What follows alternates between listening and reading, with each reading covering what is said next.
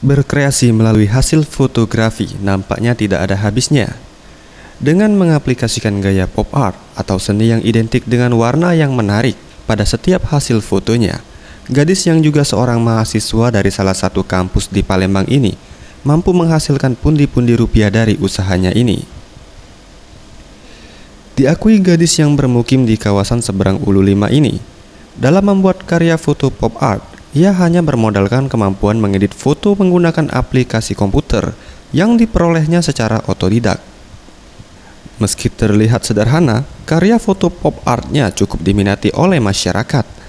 Bahkan, setidaknya 5 pesanan diterimanya dalam sehari dengan berbagai keperluan, mulai dari hadiah ulang tahun, pernikahan, atau bahkan kelulusan. Ya tergantung, kalau misalnya rame ya sampai 12 gitu. Oke.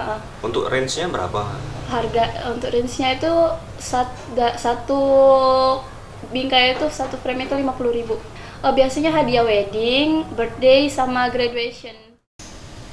Ia menambahkan untuk harga dari foto pop art karyanya terbilang murah, yakni hanya Rp50.000 saja, yang dipasarkan melalui jejaring sosial. Sementara untuk pembuatan, setidaknya dalam sehari 5 frame foto pop art dapat diselesaikan.